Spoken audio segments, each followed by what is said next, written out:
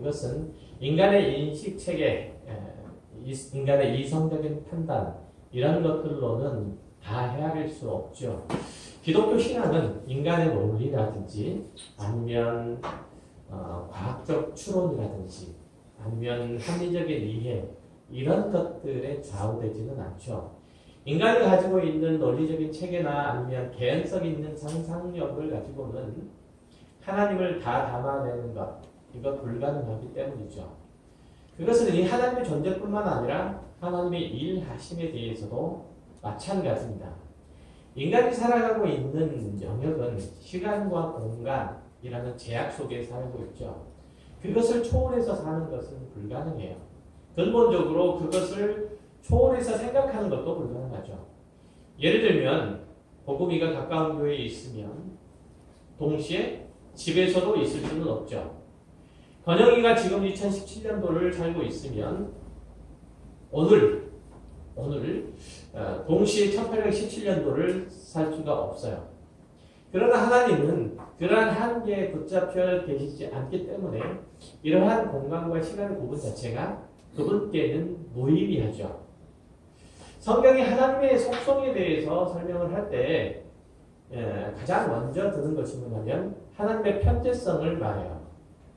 하나님은 안 계신 곳이 없다는 뜻인데 풀어서 말하자면 하나님께서 오늘 가까운 교회에 계시면 다른 곳에는 계실 수 없는 것이 아니라는 거죠. 하나님은 여기 교회에 계실 뿐만 아니라 주의 이름을 부르고 예배하는 전 세계 모든 교회에 동시에 계시는 거죠. 동시에 역사하고 계시는 거예요. 그럴 수 있는 것은 하나님께서는 시간과 공간 밖에 계시기 때문에 그래요. 여호수아가 이 아모리 족속과 전쟁을 치를 때에 기브온에서 해가 지지 않았다고 그렇게 기록을 하고 있는데 이 역시 시간 밖에 계신 하나님의 하나님의 초월만 그것을 하실 수 있는 거죠. 그런데 이런 하나님의 존재 양식과 그 능력을 인간이 이해할 수 있는가 말이죠. 하나님께서 해를 붙들고 계시고 홍해를 가르치는 그 일들을 납득할 수 있는가?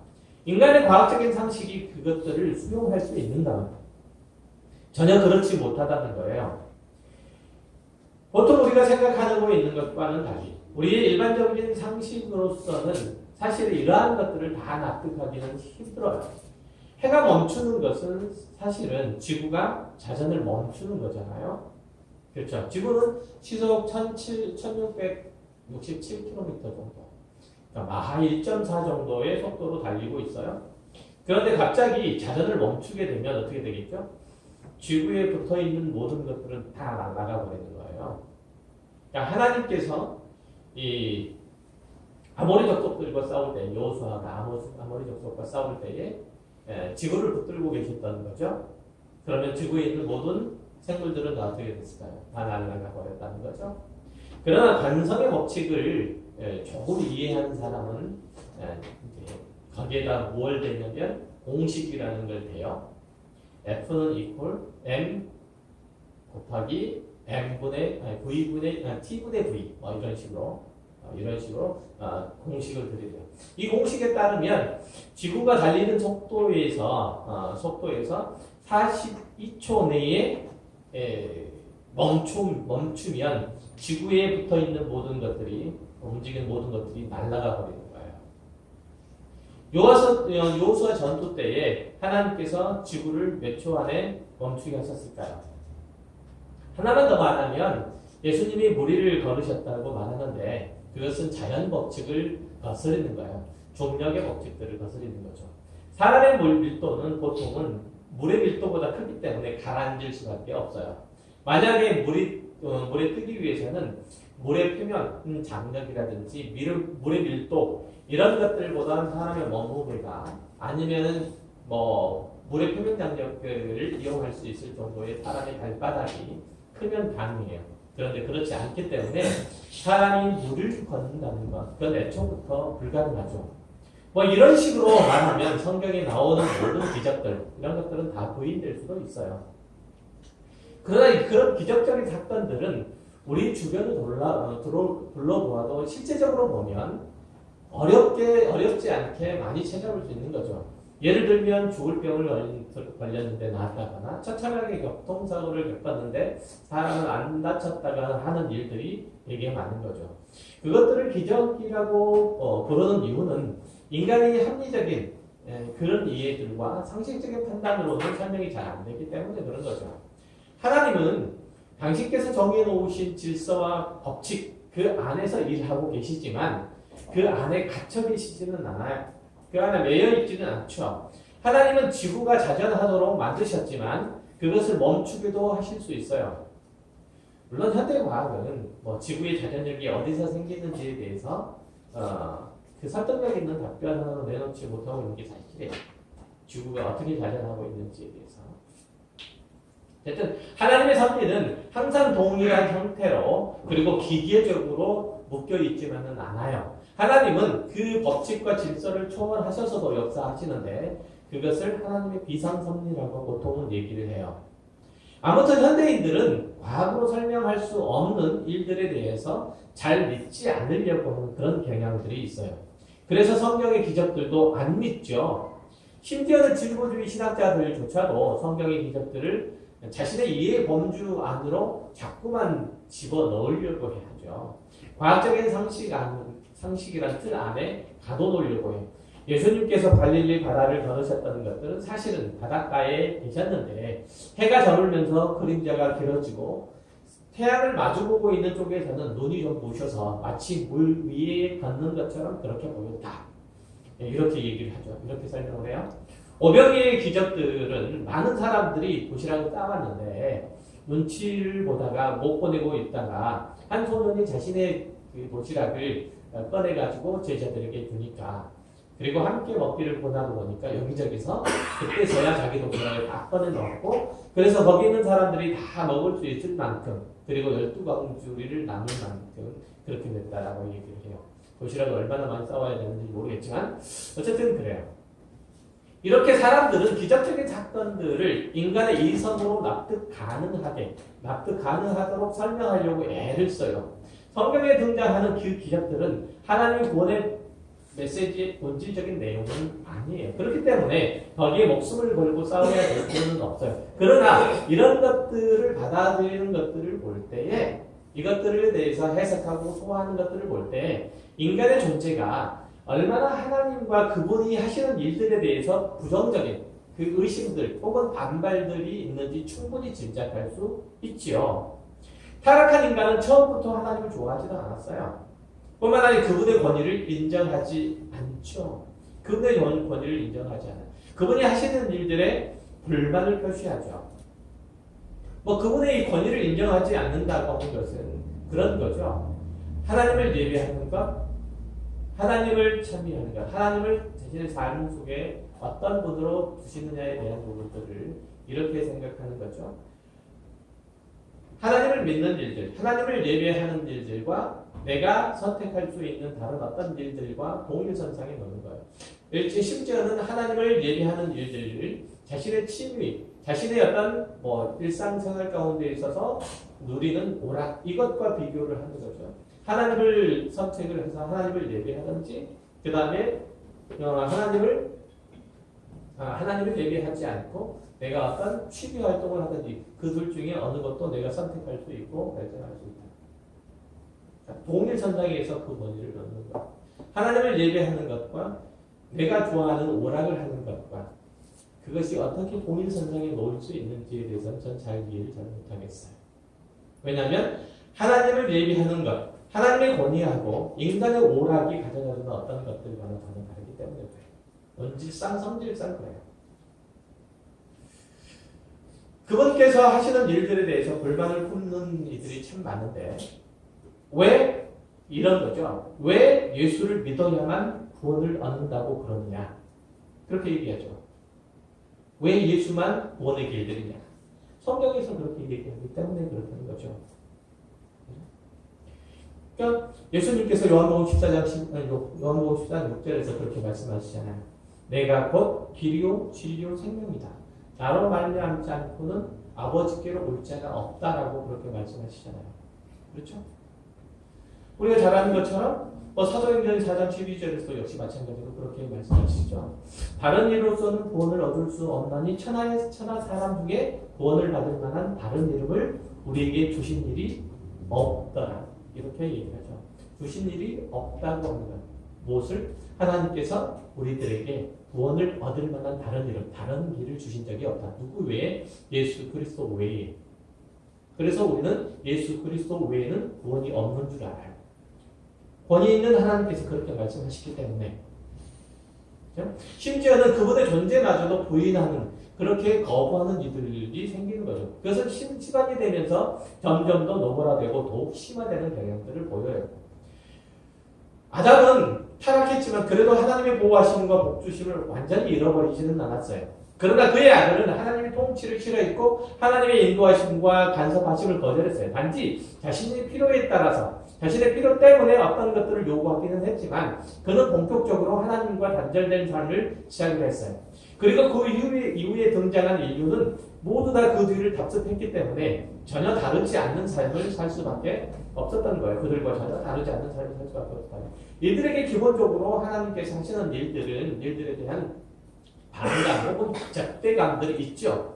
그분이 판단하시고 결정하시고 그리고 행하시는 것들이 자기 마음에 들지 않거나 혹은 자기에게 유익이 되지 않으면 그분이 편파적이거나 아니면 불편부당하시고 이해할 수 없고 심지어는 정상적인 이성을 가진 사람이라면 믿을 만한 분이 못 된다고 생각을 해요.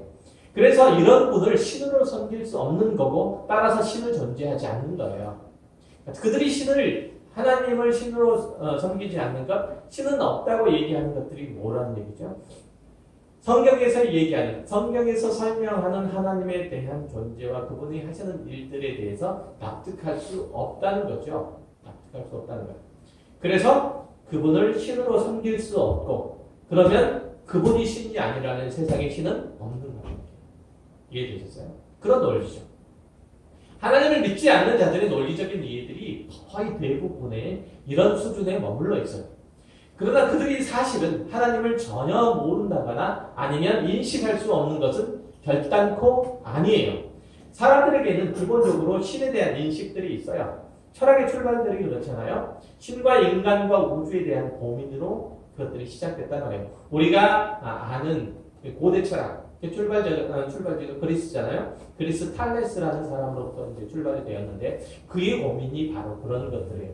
만물의 근원이 뭘까? 그리고 만물의 그 근원이 생기게 된 그 이유, 그 힘들이 어디서 나왔을까? 이런 것들에 대한 고민이에요. 그리고 고대 종교의 시작 역시 바로 이런 인간들이 어떻게 할 수 있는지에 대한 힘과 자연에 대한 그 두려움, 그 안에서 어떻게든 살아남아야 된다는, 왜곡되었지만 근본적인 그 시각, 그 고민들로부터 시작됐던 것들을 보면 인간 안에 기본적으로 신에 대한 인식들이 적든지 많든지 들어있던 것이죠. 성경은 그런 인간의 상태들에 대해서 이렇게 설명을 하고 있거든요. 보면 로마서 1장 18절에 하나님의 진노가 불의로 진리를 막는 사람들의 모든 경건하지 않음과 불의에 대하여 하늘로부터 나타나나니 이는 하나님을 알만한 것이 그 속에 보입니다. 하나님께서 이를 그들에게 보이셨느니라. 창세로부터 그에 보이지 아니하는 것들 곧 그의 영원하신 능력과 신성이 그가 만드신 만물에 분명히 보여 알려졌나니 그러므로 그들이 핑계하지 못할지니라. 하나님을 알되 하나님을 영화롭게 하지 아니하며 감사하지 아니하고 오히려 그 생각이 허망하여지며 미련한 마음이 어두워졌나니, 모든 인간에게는 하나님을 알만한 것들이 있다는 거예요. 온 우주와 만물들은 모두 하나님의 형상과 그의 성품과 능력을 따라 지어졌기 때문에 그것을 통해서 하나님을 알 수 있다는 거예요. 자기 안에도 하나님의 지워지지 않는 형상들이 일정 정도는 남아있는 것이죠. 물론 거기에 안다는 것은 순종과 예배의 대상으로서 안다는 뜻이 아니고 인간의 인지 수준에서의 안다는 의미예요. 그러나 그들이 타락해서 강팍해진 그 마음들로 인해서 그들은 하나님을 창조주이고 주권자로 인정하지 않는 거죠. 설령 인정한다고 할지라도 하나님이 공평하시고 정의로우신 분이라고 생각하지 않는 거예요. 그런 마음들은 우리 각자에게도 있어요. 왜? 하나님은 저 사람은 저렇게 잘 만드시고 이런저런 것들을 다 주시면서 나에게는 이렇게 형편없이 만들어 놓고 아무것도 나는 주시지 않는가. 그래서 오늘 본문에서도 그런 인간에 대한 인간의 불만에 대한 바울의 책망들을 그대로 실어놓고 있어요. 20절에 보면 이 사람아 내가 누구이기에 감히 하나님께 반문하느냐. 지음을 받은 물건이 지은 자에게 어찌 나를 이같이 만들었느냐 말하겠느냐. 토기장이가 지는 한 덩이로 하나는 뒤 있을 그릇을 하나는 선 있을 그릇을 만들 권한이 없느냐. 사람들의 질문은 하나님은 결국 귀한 사람도 만들고 천한 사람도 만들면서 우리들에게 잘했다 잘못했다 우리들에게 성공했다 실패했다 이렇게 말할 수 있느냐는 거죠. 하나님은 누구는 구원하시기로 작정하시고 다른 사람은 버리시기로 계획하셨다면 인간에게 그 결과를 책임지도록 하는 것들은 너무하는 천사가 아니겠느냐 이런 거예요. 그러나 하나님은 결단코 어떤 사람은 귀하게 어떤 사람은 천하게 창조하시지 않았어요. 오늘 본문은 그걸 얘기하는 게 아니에요. 그가 못되게 그리고 악하게 구는 것들은 하나님이 그를 악하게 만드셨기 때문이 결단코 아니라는 거예요. 창세기에 따르면 하나님께서 인간을 창조하셨을 때에 어떤 인간도 부족하거나 결함이 있는 존재로 창조하지 않으셨죠. 인간은 하나님의 형상을 따라서 지어졌기 때문에 하나님의 아름다우심, 선하심, 의로우심, 지혜로우심 이런 것들을 닮아 있었고 그 결과는 하나님이 보시기에 좋았더라. 하나님이 보시기에 선했더라는 거예요. 그러나 인간은 자신이 주인이 되는 세상, 자신이 왕으로 군림하는 나라를 만들기 위해서 주권자이신 하나님과 결별하는 그 수순을 밟았고 결국은 타락해서 창조 때의 그 아름다움과 선함을 대부분 상실하고 말았죠. 그리고 시작되는 것이 인간사의 비극이고 또 죄악이고 보면 이제 남은 것은 멸망과 하나님의 심판 외에는 더 기대할 게 없었던 거죠. 인간이 죄악 가운데 거하고 각종 못된 짓을 서슴지 않는 것은 하나님이 그를 방치한 것도 부추긴 것도 하나님이 그렇게 만드신 것도 아니에요. 오히려 인간이 적극적으로 죄를 선택하고 악한 짓을 함으로써 하나님의 거룩하심과 의로우심에 대해서 반항했던 것이죠. 자기 안에 남겨져 있는 최소한의 하나님의 형상이라도 지워내기 위해서 그 자리에 악을 대신 채워넣는 거예요. 아담과 그의 아내가 하나님의 명령들을 어기고 자신만의 세상들을 꿈꾸었을 때 가인이 아벨을 죽였을 때 그들은 그렇게 하도록 강요받지 않았어요. 자신만의 세상을 꿈꿀 때 그렇게 되지 않았다는 거죠. 혹은 그런 죄를 지을 수밖에 없는 환경, 그런 조건들, 그런 형편들 가운데 있지도 않았어요. 아담은 인류사에서 가장 좋은 환경 속에 있었고 가인 역시 조건과 환경 면에서 볼 때 그의 아우를 죽일 만한 어떠한 이유가 없었어요. 조건과 환경 면에서 볼 때. 그의 범죄는 하나님의 주권적인 결정과 판단에 대한 반발 그리고 그의 아우에 대한 극도의 열등감으로부터 비롯되는 거죠. 따라서 그들에 대한 하나님의 징벌 이것은 어찌 보면 당연한 거예요. 그런데 어떤 이들은 하나님은 사랑이심으로 그가 죄인을 정죄하고 이 세상을 심판한다는 것은 그의 성품에 배치되는 일들이다. 이렇게 얘기하기도 하죠. 이렇게 주장해요. 그러나 하나님은 공의로우신 분이에요. 공의란 하나님의 거룩한 성품 가운데 하나죠. 그러니까 하나님의 안전하시고 의로우신 그 법을 기준으로 잘못된 것이나 아니면 반대로 잘된 것들을 판단하고 심판하시는 행위예요. 공의라고 하는 것은. 그 앞에 모든 만물들은 하나님의 공의 앞에 드러나고 옳고 그름이 분명하게 판별되는 거죠. 다시 말해서 하나님께서 꼭 이런 행위는 악행, 저런 행위는 선행 이렇게 구분하지 않아도 하나님의 거룩하심과 하나님의 의로우심 앞에 하나님의 공의 앞에 모든 것들이 낱낱이 드러나게 되는 거예요. 이것은 죄, 이것은 불의라고 나누지 않아도 그의 공의로우심 앞에 모든 것이 낱낱이 나타난다는 것. 그 결과가 바로 모든 인간은 자신의 죄에 대한 대가를 치를 수밖에 없고 그것이 심판과 영원한 형벌로 귀결되는 거예요. 그래도 아무리 죄가 있다고 해도 하나님께서 그를 영원한 형벌에 밀어넣는 것은 그의 사랑의 성품에 어긋나는 것이 아닌가 이렇게 반문하는 사람들이 간과하는 것들이 있어요. 그게 뭐냐면 바로 하나님의 거룩하심과 의로우심이에요. 그 앞에 서면 모든 것들이 마치 벌거벗겨진 것처럼 될 거예요. 자연스럽게. 그것은 하나님을 만난 사람들이 하나같이 느꼈을 감정이에요. 하나님께서 특별히 말씀하시지 않냐고 하나님께서 특별히 드러내지 않아도 그렇게 된다는 거예요. 이사야서 1장에 보면 선지자 이사야가 하나님께로부터 소명을 받을 당시를 묘사하고 있어요. 그가 환상 중에 하나님의 영광의 보좌를 봤는데 그 즉시로 그는 이렇게 고백해요. 5절에 보면 그때 내가 말하되 화로다 나여 망하게 되었더라. 나는 입술이 부정한 사람이요 나는 입술이 부정한 백성 중에 거주하면서 만군의 여호와이신 왕을 배웠으리로다 하였더라. 이와 같이 하나님께 대하여 무엇인가 어렴풋지나 아는 사람들은 모두 다 이사야와 같은 태도, 그 반응을 보일 수밖에 없었다는 거예요. 그들은 자신들이 부정하고 무능하고 부패에 있어서 그의 의로우심, 하나님의 의로우심과 거룩하심 앞에 죽게 되었다고 고백할 수밖에 없었던 거죠. 시내산 아래에 있던 이스라엘 백성들이 산 위에 강림하셔서 하나님께서 말씀하시는 것들을 듣고 모세에게 이렇게 청구하잖아요. 당신이 하나님의 말씀을 듣고 우리들에게 전해잖아. 우리가 하나님의 말씀을 들으면, 직접 들으면 죽을 것 같다. 이렇게 고백하잖아요. 하나님의 말씀을 직접 들으면. 하나님의 공의라고 하는 것은 이런 측면에서만 나타나는 것이 아니라 하나님의 공의는 또 다른 어떤 면으로 나타나는데 그것은 죄인들을 향한 긍휼과 은혜를 베푸시는 것으로도 나타나요. 사실은 우리가 즐겨 암송하고 있는 하나님이 세상을 이처럼 사랑하사 독생자를 주셨으니 이는 저를 믿는 자마다 영생을 얻게 하려 하시다. 이 말씀들을 보면 그리스도께서 이 땅에 오시는 것도 하나님의 공의에 의해서 비롯된 것이라고 말씀하고 있는 거예요.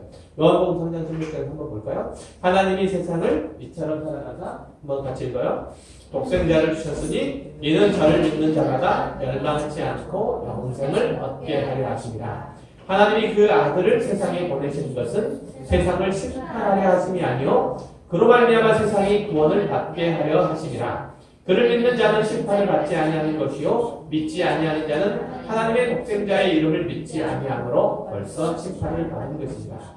여기서 보는 바와 같이 하나님의 공의가 심판으로만 나타나는 것이 아니라 또 다른 한편으로는 구원으로 진행되고 있는 것을 볼 수 있죠. 그렇죠?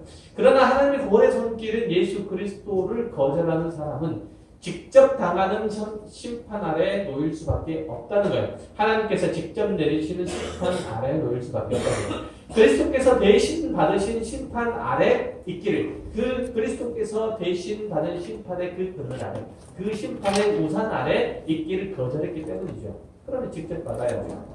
그 심판은 하나님의 보복의 행위가 아니에요. 그의 악한 행위로 인한 필연적인 대가, 귀결이 바로 심판이라고 성경은 얘기를 해요. 인간이라는 존재는 말이죠. 하나님께서 가만히 방치해 두시면 망하게 되어서 심판을 받게 되는 것이 아니에요. 아니고 하나님은 어떤 사람을 죄짓기를 기다리다가 죄를 강요하시거나 죄인이 되게 하실 그런 목적으로 그를 세상에 존재하게 하시지는 않아요. 그는 원래 하나님을 싫어하고 원래 하나님께서 하시는 일들을 거부하고 원래 죄 가운데 거하고 있는 존재예요.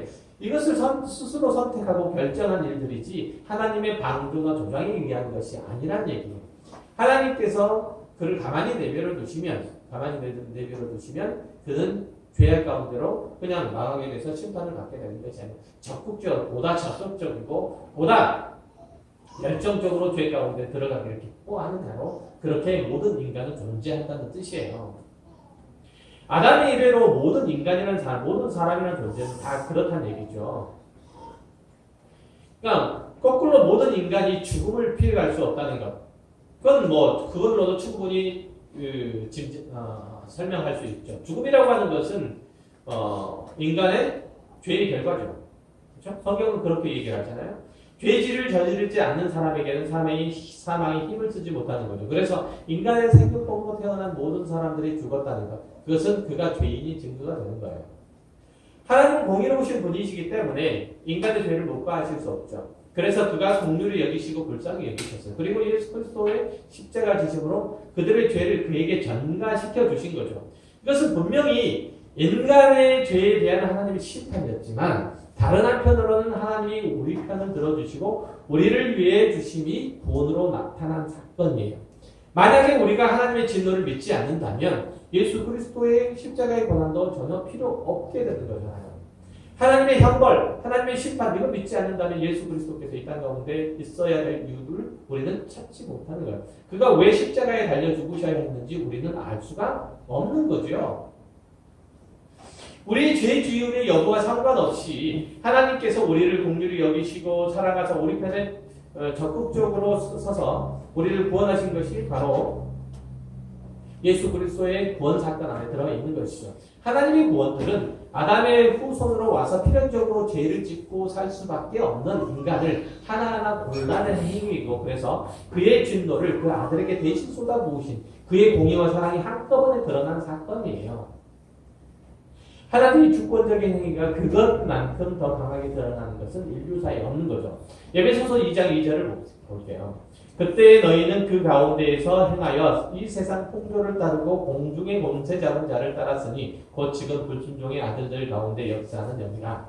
전에는 우리도 다 그 가운데서 우리의 육체의 욕심을 따라 지내며 육체와 마음이 원하는 것을 하여 다른 이들과 같이 본질상 진노의 자녀였더니, 하나님이 창조 때부터 누구는 악하게 만들고 또 누구는 천하게 만든 것이 아니라 모두 다 자신의 행위들로 말미암아서 벌을 받아 마땅한 짓을 했는데 그 중에서 하나님께서 우리를 구별해서 은혜를 베푸셨다는 거예요. 이전에 하나님이 죄와 심판 가운데 두신 것이 아니라 우리 스스로 이전에 그 안으로 죄와 심판 가운데로 기어 들어갔는데 거기서 우리를 꺼내주신 것도 하나님의 긍휼하심이라고 성경은 얘기를 해요.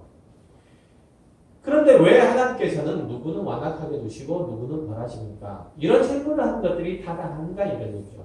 그래서 본문 23절에서 이렇게 말해요. 하나님이 그의 진노를 보이시고 그의 능력을 알게 하고자 하사 멸하기로 준비된 진노의 그릇을 오래 참으심으로 관용하시고 또한 영광 받기로 예비하신다. 긍휼의 그릇에 대하여 그 영광의 풍성함을 알게 하고자 하셨을지라도 무슨 말을 하리요.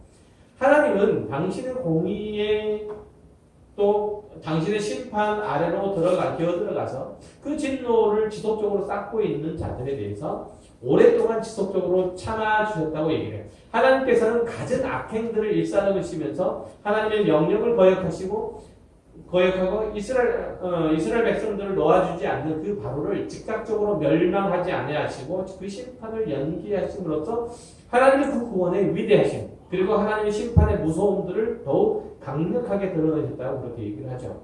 하나님은 바로의 폐역과 그리고 거만과 불순종을 참아내고 한동안 그의 악행을 간용하셨어요.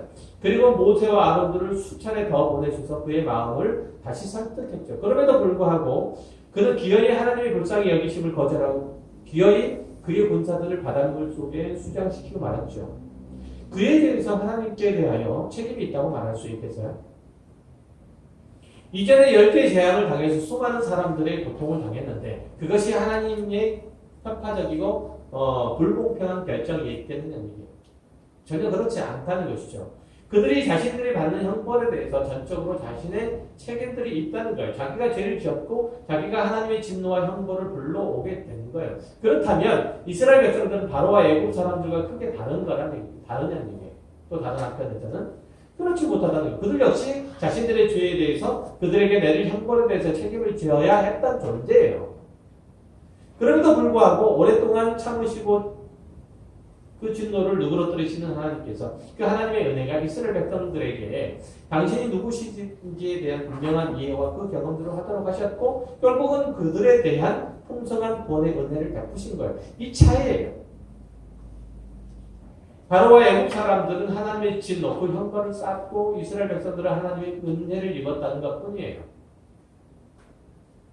마찬가지로 우리 구원 역시 하나님의 자녀가 된 것도 전적인 하나님의 은혜고 하나님의 긍휼하심의 결과죠. 우리의 노력이나 현실의 결과가 아니라는 거예요. 반대로 한 사람의 죄를 지은 것은 하나님이 그를 죄 가운데 방치하시고 또한 죄를 짓도록 만드셔서 그렇게 되는 것이 아니라는 거예요. 그가 죄를 선택했고 하나님께서 하나님의 긍휼과 은혜에 한건했기 때문에 그 죄에 대한 책임은 본질적으로 본인이 져야 되는 것이죠. 거기에 대해서 죄인인 인간이 어떤 반론을 제기할 수 있겠어요? 그러나 사람들은 짐짓 이런 이제 오해를 하는 거죠. 인간이 죄를 짓고 싶지 않았음에도 불구하고 마치 광야에 의해서 어쩔 수 없이 죄를 지을 수밖에 없었던 것처럼 그렇게 말을 해요. 죄를 짓지 않으려고 했지만 불가항력적으로 죄 가운데 빠질 수밖에 없었다는 듯이 그렇게 해명을 하죠. 그러나 죄를 짓는 것은 스스로 원했기 때문이고 기꺼이 죄 가운데 들어가는 것이고 죄 좋아서 죄를 지은 거예요. 얼마 전에 세상을 떠들썩하게 했던 인천의 초등학생의 그 살인사건 피의자 소녀가 17살이잖아요. 그 피의자의 살해 동기 특별하게 없다는 거잖아요. 그죠? 그냥 재미로 사람을 죽였다는 거예요. 어저께 뉴스에 나왔죠. 어저께 뉴스가 3살짜리 아이가 개 목줄에 매어가지고 숨졌어요. 집에서 3살짜리가 아이의 계모와 그리고 아버지가 아이의 침대를 어지럽힌다는 이유로 떨어질 위험이 있다는 이유로 개 목줄을 매가지고 침대에 묶어놨어요.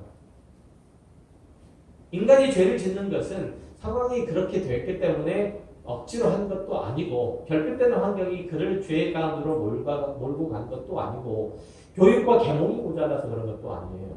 인간은 본래부터 죄로부터 죄에 점철되어 있었고 악한 행동과 생각들로 그들이 삶의 터전을 만들고 살아요. 그것들을 가지고 숨쉬고 그것들을 가지고 밥을 먹고 그래요. 그러니까 죄를 짓는 것, 숨쉬는 것만큼 자연스럽고 또 밥 먹는 것만큼 즐거워해요. 물론 극단적인 사례 몇 가지를 넣고 모든 인간들을 잠재적인 범죄자로 취급하는 것들은 너무한 처사가 아니냐, 일반화의 오류가 아니냐 이렇게 얘기할지도 모르겠어요. 그러나 그렇지는 않아요. 요즘 정치권에서 유행하는 말이 내로남불이라는 거잖아요. 내가 하면 로맨스, 남이 하면 불륜. 그런데 이게 어디 정치권 얘기뿐이에요. 우리 모두가 다 그렇잖아요. 내가 뭘 잘못하면 그만한 이유가 있기 때문이고 다른 사람들이 그걸 잘못하면 비난받아 마땅하는 것이 우리 생각이 아니에요. 그렇잖아요. 그러니까 결국은 너나 나나 해서 다 똑같다는 얘기잖아요. 내가 중간에 차선을 위반해가지고 끼어들면 그거는 뭐 나만한 특별한 이유가 있었기 때문에 그러는 거고 다른 사람이 끼어들게 하면은 저런 얘기도 X가 X 같은 거 이렇게 되는 거죠. 우리는 모두 다 비참한 전주임에도 불구하고 자신의 한 짓에 대해서는 조금 더 점수를 주고 싶어하는 마음들이 있어요. 또한 그래도 자신을 비롯해서 인간의 가능성을 높이 평가하고 싶은 생각들도 있어요. 그래서 인류는 부지런히 과학도 기술도 발전시키고 그래서 유토피아도 만들려고 했고 또 철학과 예술과 문화 활동도 왕성하게 함으로써 인간의 행복들 꿈꾸고 진리를 찾으려고 애써왔죠. 하나님께서 그런 것들을 그래 좋다 그러면 그렇게 한번 해봐라. 그 속에서 참된 진리가 있는지 너희들의 기쁨과 행복과 만족과 너희들의 안식이 거기에 있는지 너희들의 평안이 너희들의 영원이 거기 가운데 있는지 알아요. 그래서 그것들을 열심히 찾아왔어요. 그러니까 마치 행복을 가져다 주는 파랑새를 찾아서 집을 떠나는 티틸과 미틸 얘기. 그죠? 찌르찌르 많이 들어왔죠? 원래 티틸이에요. 찌르찌르가 아니고. 티틸과 미틸의 얘기하고 비슷해요. 그러나 이 두 아이가 이 파랑새 얘기를 보면, 파랑새 얘기를 보면, 여기저기서 파랑새를 찾아요. 찾는데 집에 데려오면 색깔이 변하고, 집에 데려오면 죽어버리고, 그러고 말죠. 결국은 진짜 파랑새를 찾지 못하고 빈손으로 돌아온 이 아이들은 옛집에 있는 새가 파랑새라고 세상을 깨달아요. 그리고 이제 끝나는 건데요. 아마 이 작가는 행복이라고 하는 것이 멀리 있는 것이 아니라 대단한 것이 아니라 주변에 있는 것이 행복이고 소소한 기쁨이 그 행복의 재료가 될 거다. 이렇게 하고 싶었을 거예요. 인간은 아무리 기회가 주어져도 스스로에게 생명과 진리와 기쁨과 만족을 절대로 찾을 수 없어요. 또한 스스로의 힘으로 그것들을 만들어가거나 지켜갈 수도 없죠. 그래서 하나님은 전도에 미련한 것이라는 것들을 통해서 믿는 자들을 구원하시길 구하셨죠. 하나님께서 그 지혜와 능력과 은혜가 인간을 지탱하고 있을 뿐이고 그분의 긍휼과 오래 참으심이 인간에게 거듭 기회를 주는 것일 뿐이에요. 인간이 어떤 환경과 조건이 된다고 해서 인간에게 행복이 찾아오는 것 아니에요. 기쁨이 찾아오는 것 절대로 아니에요. 그런 얘기를 하는 거 들었어요. 잠깐 이렇게 그 포털 사이트를 보니까 서장훈이 그런 얘기를 했고요. 건물주가 항상 행복한 건 아니다. 다 행복한 건 아니다. 그런 얘기 들은 적도 있어요? 뭐 TV에서 그런 얘기를 했나 본데요. 건물주가 다 행복한 건 아니래요. 다 좋은 건 아니고. 인간이 그래요. 그 환경과 어떤 조건이 주어진다고 해도 즐거움이 아니에요. 저희 교회 입장에서 보면 건물 하나 있으면 그렇게 좋을 것 같아요. 그렇잖아요? 그런데 그게 다 좋은 게 아니래요. 우리는 태종대왕이 구원을 얻었을까? 이순신 장군이 천국에 갔을까? 만약에 이렇게 훌륭한 분들이 지옥에 갔다면 하나님은 불평불안한 분이다. 이런 쓸데없는 데 고민할 시간들이 없어요. 이런 일들에 좋은 기회를 놓칠 시간이 없다는 거죠. 하나님의 예정과 선택에 대해서 믿지 않는 사람들과 논쟁할 필요가 없어요. 어차피 그런 것들은 믿지 않는 자들에게 주어진 말씀이 아니기 때문에 그래요. 어차피 여러분은 잘 설명을 해도 알아듣지도 못하고 잘 설명하지도 못하고 상대방은 잘 설명해도 이해하지도 못해요. 그렇잖아요. 예정과 선택에 대해서 여러분 잘 설명할 수 있겠어요? 설명하려고 하지 마세요. 상대방이 잘 설명해도 상대방은 못 알아들어요. 오히려 죽어마땅한 우리를 위해서, 우리를 구원하시기 위해서 하나님은 당신의 독생자를 주셨고 그가 인간의 죄를 대신 지시고 죽으시고 부활하심으로 그의 구원을 이루셨음을 믿으라고 권면하는 것이 더 현명한 짓이에요. 또한 그렇게 우리를 살리셨고 영광된 미래를 약속하셨고 그 날을 준비하러 가셨음을 상기하고 감사하고 그것을 찬미하는 것이 오히려 마땅하다는 거죠. 또한 하나님께서 우리를 이 땅에 남겨두신 그 목적을 헤아리고 그 뜻에 부합하도록 신앙의 인생을 갖고 가는 것이 더욱 중요하다는 거예요. 이것을 알 필요가 있는 것이죠. 자, 오늘 나눈 말씀을 정리할 수 있는 구절 하나를 함께 읽고 함께 찾아 읽고 마치도록 하겠습니다. 데살로니가 후서 1장 4절. 데살로니가 후서 1장 4절. 함께 읽습니다. 그러므로 너희가 견디고 있는 모든 박해와 환난 중에서 너희 인내와 믿음으로 말미암아 하나님의 여러 교회에서 우리가 친히 자랑하노라. 이는 하나님의 공의로운 심판의 표요 너희로 하여금 하나님의 나라에 합당한 자로 여김을 받게 하려 함이니 그 나라를 위하여 너희가 또한 고난을 받느니라. 너희로 환난을 받게 하는 자들에게는 환난으로 갚으시고 환난을 받는 너희에게는 우리와 함께 안식으로 갚으시는 것이 하나님의 공이시니 주 예수께서 자기의 능력의 천사들과 함께 하늘로부터 불꽃 가운데 나타나실 때에 하나님을 모르는 자들과 우리 주 예수의 복음에 복종하지 않는 자들에게 형벌을 내리시니 이런 자들은 주의 얼굴과 그의 힘의 영광을 떠나 영원한 멸망의 형벌을 받으리로다. 그날에 그가 강림하사 그의 성도들에게서 영광을 받으시고 모든 믿는 자들에게서 놀랍게 여김을 얻으시리니 이는 우리의 증거가 너희에게 믿어졌음이었느니라. 우리 다 같이 기도하겠습니다. 하나님 아버지 감사합니다.